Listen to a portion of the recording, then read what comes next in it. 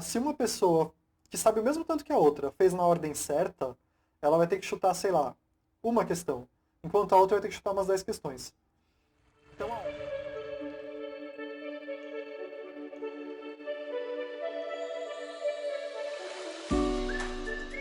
e aí, pessoal, tudo bem? Hoje eu vou continuar a série sobre Enem e vou falar sobre estratégia de prova. Se você é novo no canal, não deixa de checar os outros episódios da série, que eu falo basicamente sobre tudo que você pode fazer para estudar e para ir melhor no Enem. Mas esse episódio é um dos mais importantes, ainda mais se aproximando da prova, e eu vou falar o que você deve fazer durante a prova para melhorar seu resultado. Eu quero falar basicamente só sobre duas coisas no vídeo de hoje, que eu vejo que são duas coisas que tiram muito ponto das pessoas. A primeira coisa que eu quero falar é sobre a ordem que você vai fazer sua prova. A gente é ensinado ou a fazer a prova na ordem, ou começar por aquela matéria que a gente sente mais afinidade. No geral, eu vejo que as pessoas fazem isso, né? Elas pegam uma matéria que elas gostam, eu gostava de biologia, e começa a prova por biologia. Essa técnica não é nenhuma técnica, né? É ordem de preferência. Ela não é muito boa. Vou tentar explicar o motivo, e se ficar claro o motivo, você vai mudar a sua estratégia e vai melhorar bastante sua nota, porque você vai ter que chutar menos questões no final. Eu vou contar um cenário simplificado, porque é mais fácil explicar assim o motivo. Mas depois você vai ver que se você extrapolar esse cenário para a prova do Enem, é a mesma lógica. Vamos supor que a prova você tem que fazer em 10 minutos. E você tem 10 questões para fazer. 5 dessas questões você demora 1 minuto. E 5 dessas questões você demora 2 minutos. Caso você comece pelas questões de 2 minutos, você vai fazer 5 questões e vai acabar a prova. Caso você comece pelas questões de 1 minuto, você vai fazer 5 questões, vai ter passado 5 minutos. Você tem mais 5 minutos para fazer as outras. Você vai fazer mais 2 questões de 2 minutos. No primeiro cenário, você vai ter feito 5 questões e acabou o tempo. No segundo cenário, você vai ter feito 7 questões e acabou o tempo.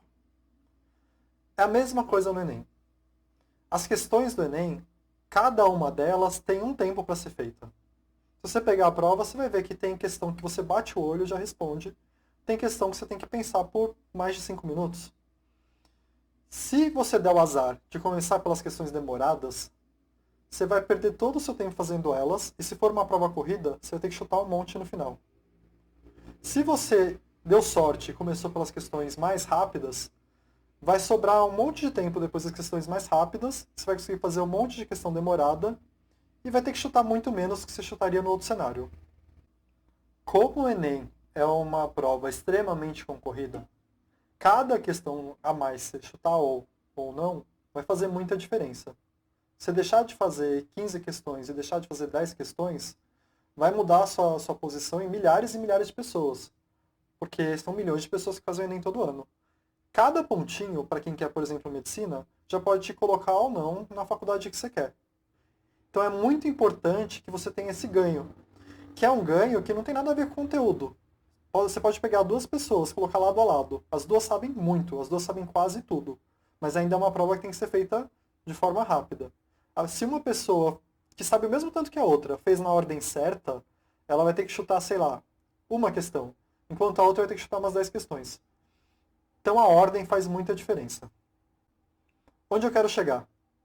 Fazer a prova na ordem que vem as questões, ou fazer a prova começando pela sua matéria de preferência, não é a melhor estratégia possível. A melhor estratégia de prova é você conseguir, de alguma forma, fazer as questões mais rápidas antes. E você só vai conseguir fazer isso se você se treinar para fazer. Então, a partir de agora, quando você for fazer um simulado, você tem que ter em mente isso. Como eu identifico uma questão rápida? E tem algumas formas que eu vou até contar, mas o melhor jeito é desenvolver essa coisa sua de olhar para a questão e falar, eu conseguiria fazer rápido ou não conseguiria. E só vai desenvolver isso se você tiver isso em mente quando você for fazer seu simulado e tentar, forçar a fazer isso. Criar esse hábito. Questão é demorada, pula, não perde tempo. Questão é rápida, faz, que você vai conseguir ganhar um monte de tempo. Então vamos lá. Dito isso, de que a melhor forma é você desenvolver essa habilidade, eu vou falar 3 formas que você pode começar usando para já sentir um ganho, né? Já sentir um ganho nos seus simulados que realmente dá para você melhorar a sua velocidade. É uma matéria que você já sabe que demora. Por exemplo, análise combinatória, no geral, demora para ser feita, porque você precisa parar e pensar um pouco. Pula essa matéria. Depois você volta e faz. Depois você volta e tenta fazer. Mas se você já sabe de cara que em análise combinatória, que era o meu caso, eu ia demorar uns 5 minutos, e tem um monte de questão perdida na prova, que eu só demoraria 30 segundos, é melhor eu caçar essas de 30 segundos, que eu faço 10 no mesmo tempo que faria uma de análise combinatória. Então essa é uma forma, a primeira forma. Segunda forma, é uma matéria que você não teve, ou que você não sabe. É uma matéria que ou você pulou no colegial, ou que teve no cursinho, mas era muito difícil e você acabou não aprendendo. Você já sabe que vai ter que pensar um monte e não vai sair um resultado bom naquela questão. Você vai perder um tempo à toa. Pula e deixa para o final. Outra forma, tem um texto gigantesco, isso em linguagens, por exemplo, tem um texto gigantesco que só tem uma questão sobre ele depois. Isso comparado com um texto de meia página que tem 3 questões sobre ele depois. O textão, que não responde quase nada, você pula e deixa para o final também. O textinho que te ajuda a responder 3 questões, você faz agora. Então essas são 3 formas. De novo, o melhor jeito é você treinar e com o tempo você vai bater o olho e vai saber. Você vai falar, meu, isso aqui eu já fiz antes, algo parecido. E vai ser rápido. E você vai bater o olho e falar, nossa, a última vez que eu fiz uma questão assim, eu perdi minha prova. Mas é isso, começa com essas 3 formas e tenta criar esse hábito. Esquece essa coisa de preferência, esquece essa coisa de ordem da prova. O único momento que você vai fazer por preferência ou por ordem da prova é se por um acaso a questão que você sabe que você sempre acaba mais rápido for a sua preferida. Aí tudo bem, né? Por exemplo, eu em biologia era muito rápido e era a minha preferida. Então tudo bem eu começar por biologia. Eu faço em 10 minutos 10 questões e me livro disso. Mas se não for, esquece preferência. Vai porque é rápido. Espero ter convencido vocês de que a ordem realmente importa e que tem uma ordem que é melhor que as outras, que é fazer antes questão mais rápida. E você vai ter que desenvolver essa habilidade, mas pensa assim, é uma coisa que nem é conteúdo de prova. Não é que você precisa saber uma matéria melhor ou não. É uma coisa que pode te dar ponto só de você conseguir ter uma estratégia boa. Então vamos para a segunda técnica, que também tem a ver com isso, ganhar tempo. Porque no Enem, tempo faz muita diferença. A segunda técnica é assim. Tem muita questão no Enem, um monte. Eu peguei, hoje mesmo dei uma olhada no último Enem, e usando essa técnica eu economizei um monte de tempo para fazer algumas questões. Tem um monte de questão no Enem que é o que eu chamo de pergunta padrão, que tem um formato clássico de pergunta, que é assim o formato clássico. Tem um textinho, isso você vai encontrar em geografia, história, às vezes em linguagem, vai encontrar em inglês, filosofia, sociologia, até biologia. Tem um textinho, embaixo tem uma fonte desse textinho, aí vem uma pergunta e as 5 alternativas. Por algum motivo, ensinam na escola que você tem que ir, ler com calma e depois fazer as questões. Talvez para aprender uma matéria isso seja bom. Talvez para fazer a prova da escola isso seja bom. Para Enem isso não é bom. Tem muito texto no Enem que é quase que inútil para resolver a questão. Então se você leu ele, você perdeu tempo. Se por um acaso for um texto inútil, você leu ele e perdeu tempo. Então o melhor jeito de fazer não é como vem. De novo, que nem na ordem de fazer questão, o ideal não é fazer na ordem que vem. A ordem de fazer uma questão sozinha também não é na ordem que vem. Primeiro, você vai e lê a pergunta.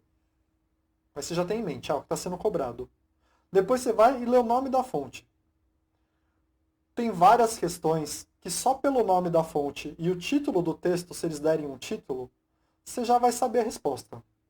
Mas tudo bem, você não vai marcar uma alternativa só com isso. Né?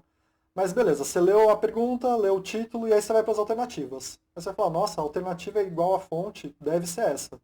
E aí você vai, lê o texto e só confirma. Então qual que é a diferença? Num modelo, você está lendo tudo, você lê o textão, talvez ele seja inútil, aí você foi lá para as alternativas, aí você já nem lembra direito o texto, aí você vai ter que voltar no texto e dar uma lida de novo.